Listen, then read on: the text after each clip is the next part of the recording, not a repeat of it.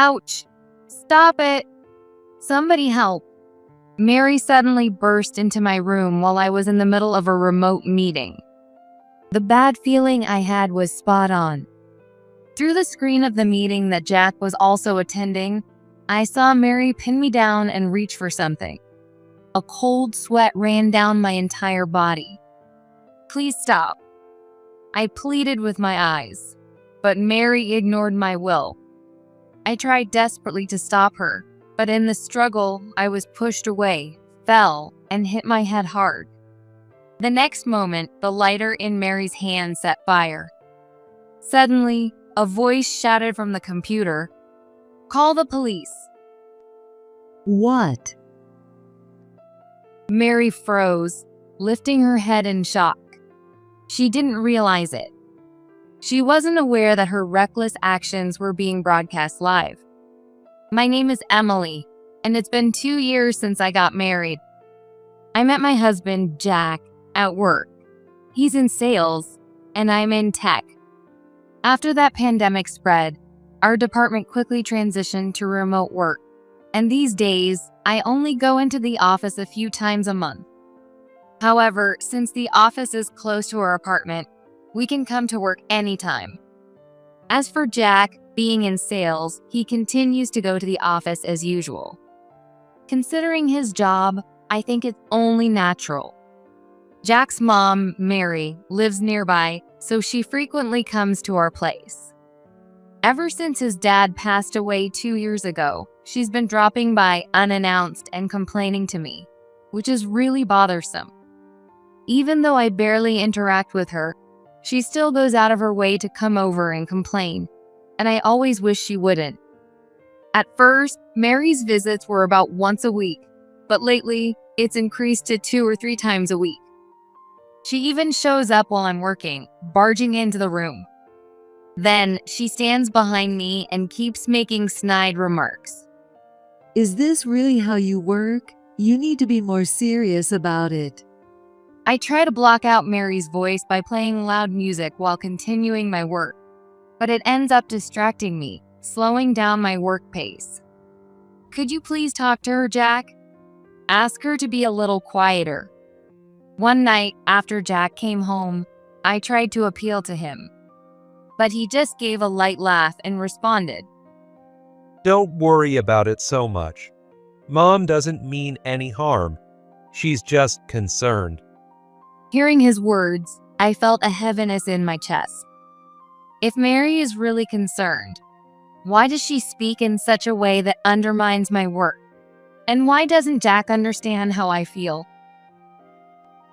But it's hard to hear the same thing every time. I'm doing my best. Even when I said that, Jack didn't seem to take me seriously. Mom's been tough on me since I was little. It's just the same now. But it's because she cares about us. Listening to him, I felt that something wasn't right. The fact that Mary was strict with him growing up doesn't justify her snide remarks and criticism toward me. Even if I said that, I'm sure Jack wouldn't understand. Every time Mary visits, she transforms into the doting mother who pampers her beloved son. The same person who throws harsh words at me, with a face like a monster, becomes a completely different person in front of Jack. Jack, you must have had a tough day at work today, right? She speaks in an unbelievably sweet voice, smiling warmly as if she doesn't even notice my presence. The sound of her voice sends chills down my spine. I can do my best because Mom is with me. Jack responds as if it's the most natural thing, like a child seeking comfort from his mother. What is this scene? This can't be real. And each time, I find myself internally cringing. I struggle to understand why her attitude changes so drastically. Watching the two of them in their own world, I feel completely left out.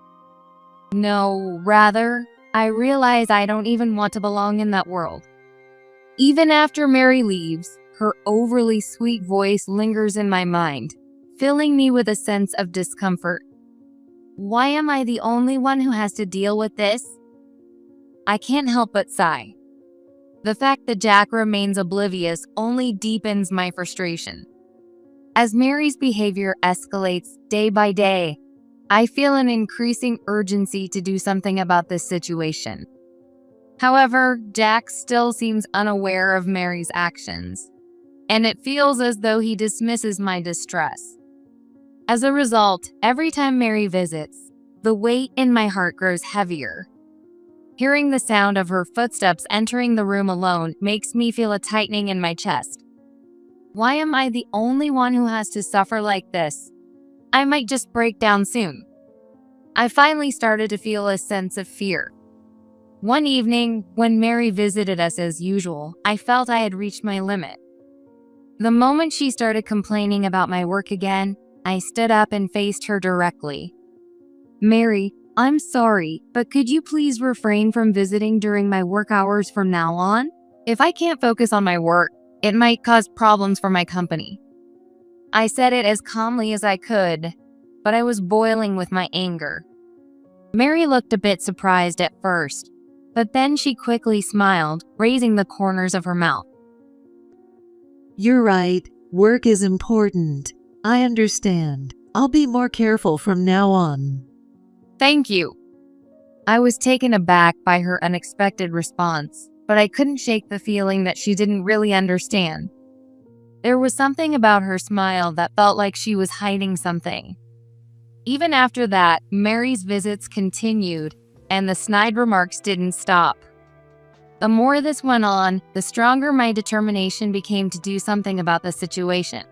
But despite my efforts, I was growing more exhausted by the day, unable to find a solution. Eventually, I started thinking that it would be difficult to resolve this problem on my own. Unless Jack stood by my side, I doubted the situation with Mary would ever improve. However, I had no idea when he might come to his senses. Mary's harassment escalated day by day. What started as simple complaints gradually turned into her entering my workspace, our bedroom, without permission, touching furniture and books without any regard. Honestly, it's extremely stressful. But I tell myself that I have no choice but to endure it. One day, Mary came into my room again. As usual, she looked around, making snide comments, but suddenly her eyes locked onto a locked cabinet. Hey, what's in there? "Nothing. It's just where I keep my work materials." If it's just work materials, then why is it locked? Tell me. Mary raised her voice, trying to force open the cabinet. I hurriedly tried to stop her. "Mary, there are important things in there. Please don't touch it." If it's really important, then you should show me. Are you hiding something? You wouldn't lock it unless you had something to hide, right? Ignoring my words, she continued trying to open the cabinet. "Come on, you're being persistent. It has nothing to do with you, Mary." I pleaded desperately. Mary stared at the cabinet for a moment before finally backing off, but she continued to show an obsessive interest in it. However, it didn't stop there. Mary's harassment escalated to throwing things and, at times, even acting as if she was going to hit me. "What are you doing, Mary? Stop it!" I told her repeatedly, but her erratic behavior continued.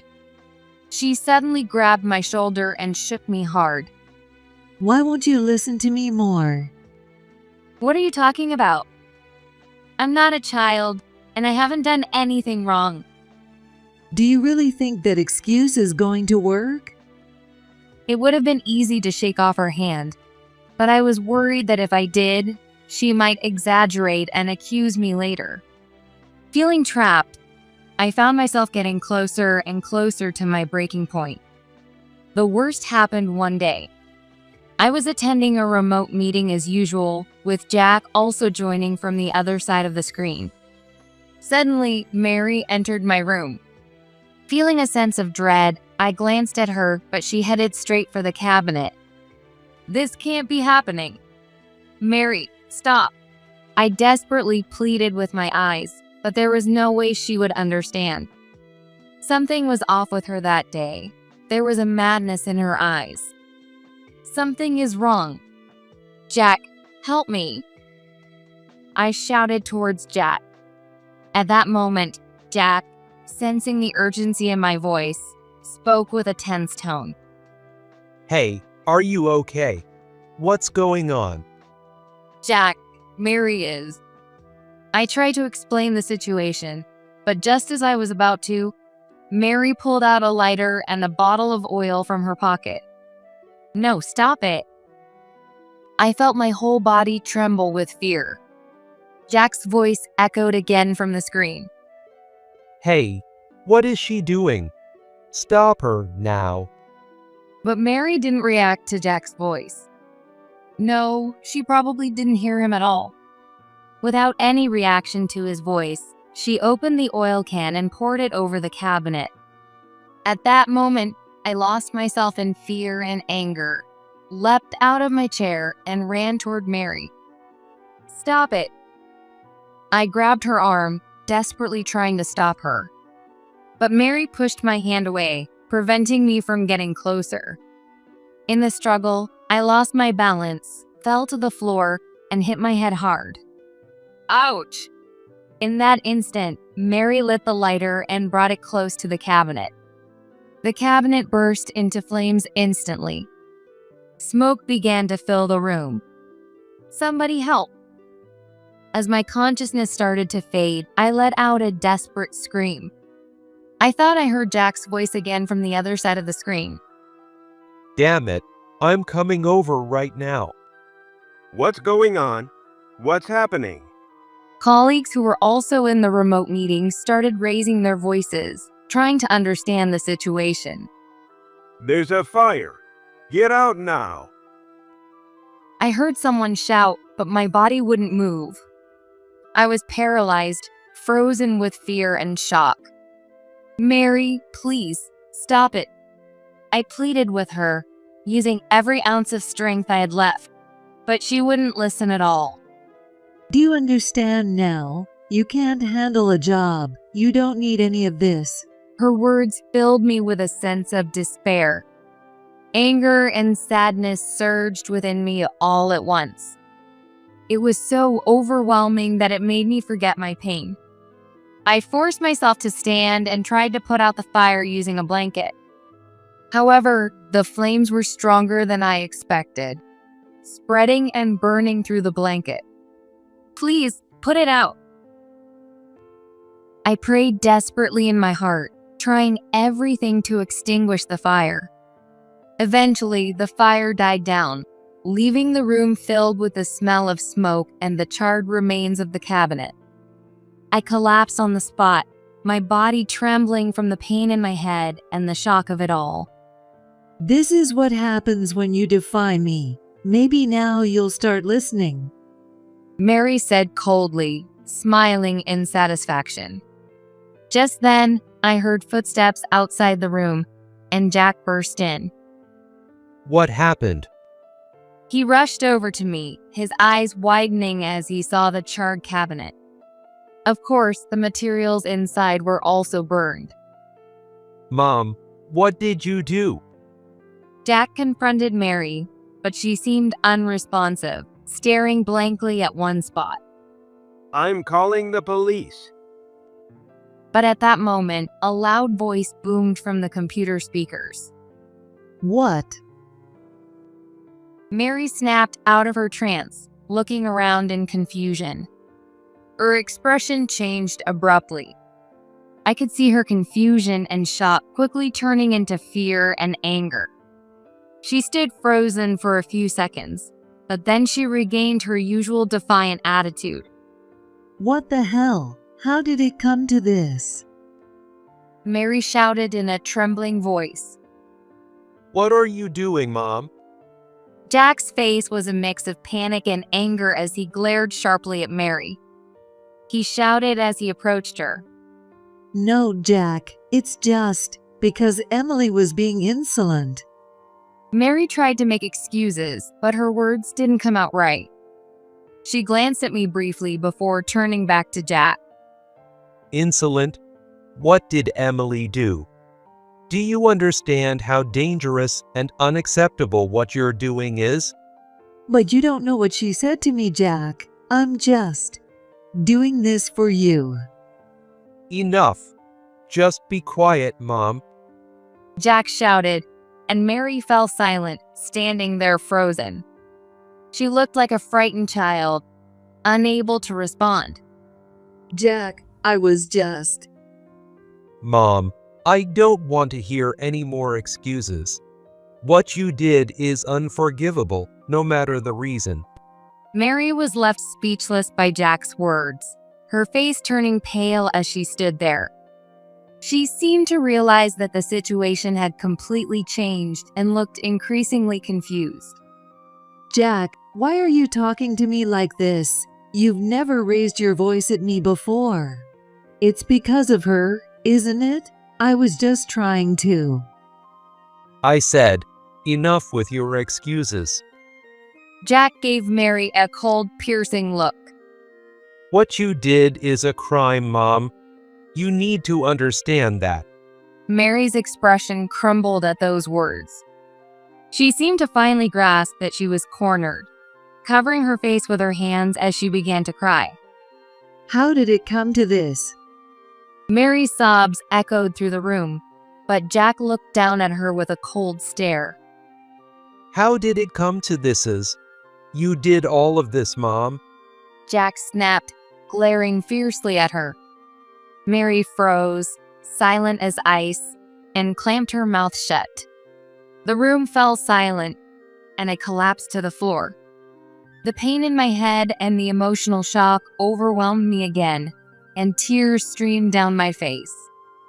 I never imagined Mary would go this far. Hey, someone. Call an ambulance. Jack shouted, and our colleagues on the other side of the screen responded immediately. We've already called for help. It's on its way.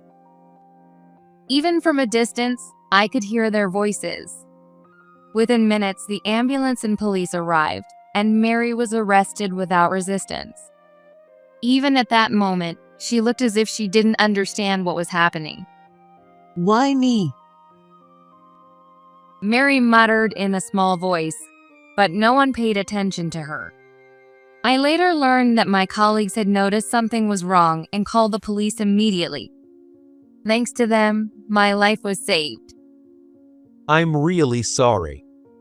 Jack sat next to me, holding back tears as he apologized. I never expected my mom to do something like this. Jack. I held his hand. I'm glad you noticed, but what do we do now? The room is burned, and Mary. We can remodel the house. And as for my mom, I'll handle it. Let's focus on getting you treated first. Jack nodded firmly. That night, I was treated at the hospital, and it was confirmed that my life was not in danger. However, a deep wound remained in my heart. I couldn't understand where Mary's hostility and hatred toward me came from or what drove her to such an extreme. From now on, I'll protect you, Emily. Jack's words were my only solace. After Mary's arrest, our lives changed completely. The police conducted an investigation at the scene, examining the charred cabinet and the room in detail before asking us to accompany them to the station. There, we were questioned separately, and I had to recount in detail the harassment Mary had subjected me to. How did you feel when Mary set the fire with the lighter? The detective's question left me momentarily speechless. I felt fear and despair. I couldn't understand why she hated me so much. Tears flowed naturally. As the questioning continued, the terror of the moment Mary started the fire kept resurfacing in my mind. Meanwhile, Jack was also being questioned. He was also in shock over his mom's behavior and explained everything to the police with a resolute attitude. I never thought my mom was capable of this. I should have noticed Emily's suffering sooner, He said with a weary expression. For a while after that, we lived in relative peace. However, that peace was short-lived. I learned from a call from Jack that Mary had been released. It had only been a few months since the fire. I received the news of her release on a calm afternoon. That afternoon, I was just brewing a cup of coffee, planning to take a short break between work. But a sudden phone call shattered the calm. She's being released. What? Already? As soon as I hung up the phone with Jack, my anxiety that had been lurking in my chest suddenly surged. I had never considered the possibility of Mary getting out of prison. No, I didn't want to think about it exactly. I truly believed I'd never have to see Mary again. My voice was so calm that I was surprised. But the emotions behind those words were much heavier than I had anticipated. When Jack returned home later, I could see the same worry mirrored in his eyes. After everything she did, she's already being released. Jack, sitting next to me, let out a heavy sigh and stared silently at the ceiling for a while. We hadn't truly believed that the fear from that incident was entirely over, but we thought Mary would stay in prison for a while longer. We never imagined she'd come back so soon. I felt the slight relief that had started to grow and my heart crumble in an instant. She must have faced some sort of punishment. I'd like to think she's reflected on what she did. I muttered softly, watching Jack's reaction. He closed his eyes for a moment, deep in thought, then opened them and slowly shook his head at me. I don't know. Knowing my mom, she might not change so easily. His words carried a deep disappointment towards his mom and a sense of responsibility for involving me in all this. All I could do was nod quietly. The harsh reality we had to face stood before us once again. A few days later, we heard a rumor that was hard to believe. We heard from the neighbors that Mary was talking as if she were the victim. Because of Emily, I was framed. I didn't do anything wrong. When I heard those words, I felt more disbelief and disappointment than anger. Not only did she show no remorse for the incident, but she was also trying to justify herself and paint me as the villain. I can't believe it. She's still saying things like that. Mary had committed the serious crime of arson. That was an undeniable fact. Yet, she refused to admit it and was trying to spread lies to those around her. I was completely exasperated by it. Jack, sitting next to me, furrowed his brow and let out a deep sigh of frustration. I'll make sure everyone knows the truth. Everything Mom did is a fact, and we have solid evidence of the arson. We even have the footage from that online meeting. He said this firmly. He was right. On the day of the incident, the moment Mary set the fire was all captured on video during the remote meeting. Our colleagues who were in the meeting also witnessed it, and their testimonies would be enough evidence. I spoke calmly. We have no choice but to use that footage and report it to the police again. If Mary continues to spread lies, we can't just stay silent. After discussing it, we decided to tell the truth to our relatives and neighbors. We couldn't let Mary's lies and malice affect us any longer. It was time to present the facts and show the evidence clearly. A few days later, we brought the footage from the online meeting and began explaining the situation to our relatives and neighbors. In the video, you could clearly see Mary holding me down and trying to set the cabinet on fire. We also showed the testimony collected from my colleagues. At first, Mary shouted and tried to argue that it was all fabricated. But as time went on, the confidence faded from her face and anxiety began to show. That must be fake. She shouted desperately, glaring at us, but we remained calm. Jack quietly spoke to Mary. Mom, there's no point in denying the truth any longer. Everyone who saw the footage understands what happened. If you keep lying, you're only hurting yourself. Mary fell silent for a moment. Her face turned pale and she looked as if she was terrified. Then she finally collapsed into a chair. This wasn't supposed to happen. She whispered, her eyes filling with tears. Maybe she was beginning to understand the consequences of her actions now that she had been pushed this far. Still, something didn't sit right with me. I still didn't understand why she harbored so much hatred toward me. But we decided that we would no longer be swayed by Mary's lies or malice. The scars from this incident were deep, but I was now determined to stand firm and protect the truth with Jack. Weeks later, I began to slowly regain my composure. Seeing Mary finally admit her guilt brought a surge of emotions that had been suppressed for a long time. However, it wasn't anger or sadness. It was a calm resolve. As I watched her face, filled with regret, I prepared my words I needed to say in that moment. There might be something behind Mary's actions that led her to go this far, but to protect our family, we need to make the decision to sever ties for now. It's time for Jack and me to discuss what steps to take next. One night, I called Jack into the living room to discuss what we should do from here on. The quiet night felt like it was forcing us to make a heavy decision. Jack, what should we do? It's about Mom, isn't it? Jack's voice was tinged with exhaustion, but he quickly began speaking. To be honest, leaving it to the police might be the safest option for us.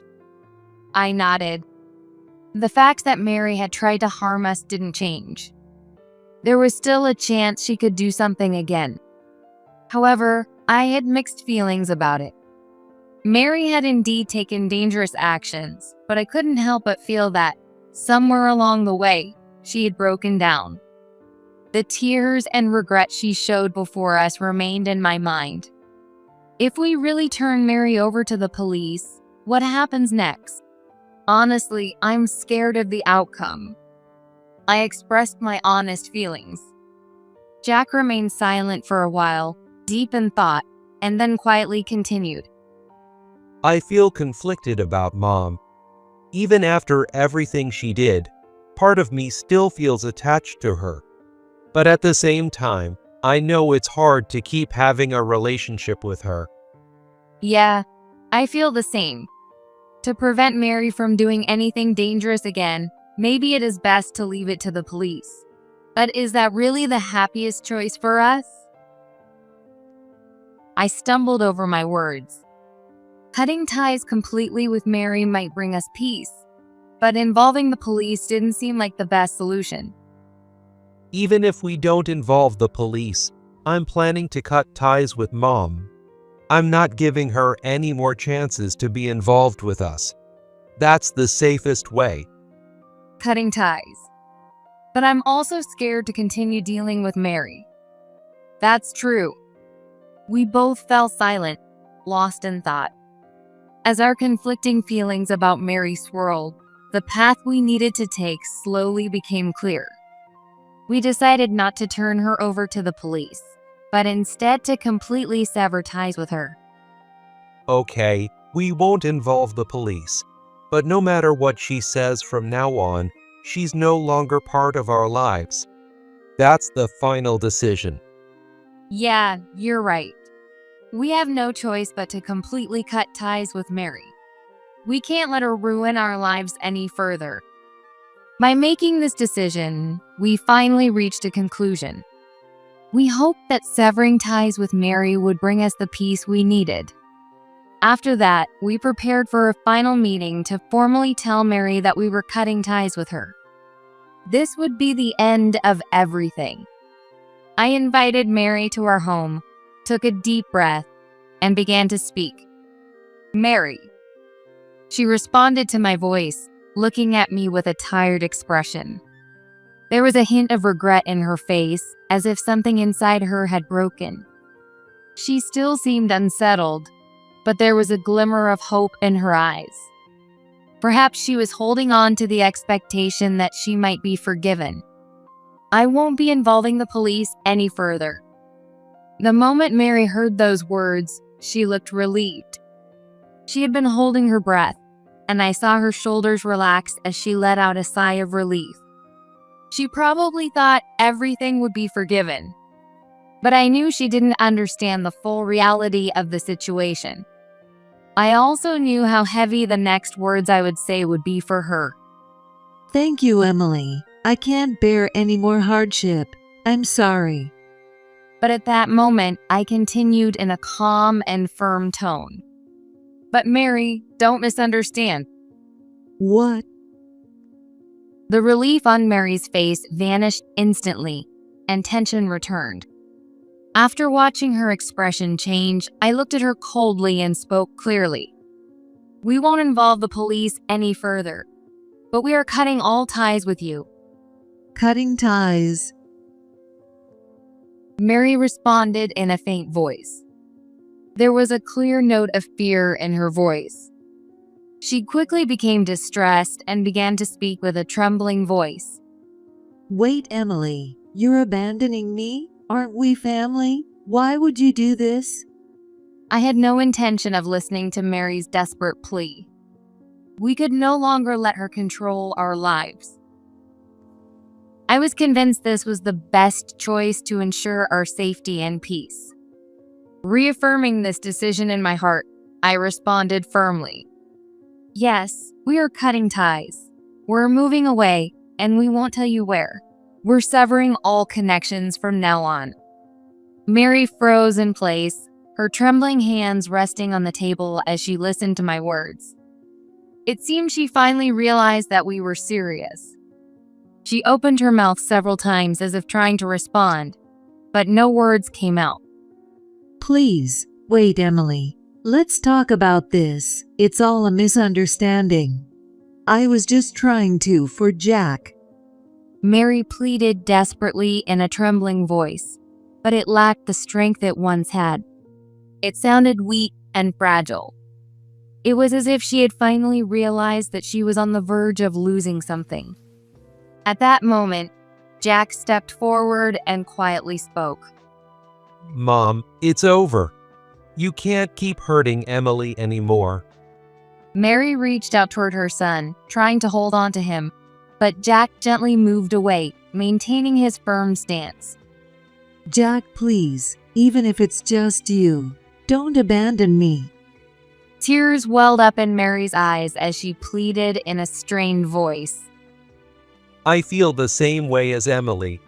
Mom, please stay out of our lives from now on. Mary froze for a moment upon hearing those words.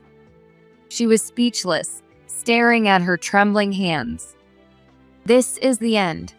Thank you for everything until now, I said calmly once more. After that, Mary left our house with unsteady steps. I watched her back as she left and quietly closed the door behind her. We were ready to start a new life. We had made up our minds to sever ties with Mary and move forward step by step, regaining the peace we once had. From that point on, our connection with Mary was completely cut off, and we began a quiet life in a new place. Mary's presence vanished from our lives entirely, and the anxiety and pressure that had once weighed on us gradually faded away.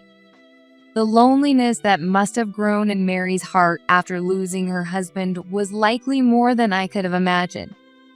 That loneliness drove her to interfere excessively with our lives, ultimately leading her to isolate herself. The fear of losing Jack kept her clinging, and her continued interference resulted in this tragedy. Thank you, Emily. I wouldn't have known what to do without you. You helped me through everything. It's the same for me. I don't think I could have made it this far without you, Jack. No one knows where Mary went after that. Once the truth of her accusations against me came to light, the neighbors began to view her with suspicion. Afraid of being alone and afraid of people's judgment, she sought help from her relatives, but no one was willing to assist her. After that, Mary's voice fell silent, and the neighbors reported that they no longer saw her around. As for us, a new happiness has come into our lives. We were blessed with our baby we had been longing for. The moment the doctor told me at the hospital that I was pregnant, I was so overwhelmed with joy and surprise that I couldn't speak. My heart raced, and tears flowed naturally. When I got home, Jack was waiting anxiously. How did it go? He looked into my eyes with a nervous expression. "We're going to have a baby." The moment he heard those words, Jack's expression changed completely. He widened his eyes in surprise and joy and hugged me tightly. Really? Emily, thank you so much.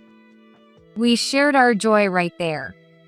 This new life coming into our world is the greatest blessing for us, having overcome the difficult events of the past. Together, we will continue to walk forward for our family, building a happy future.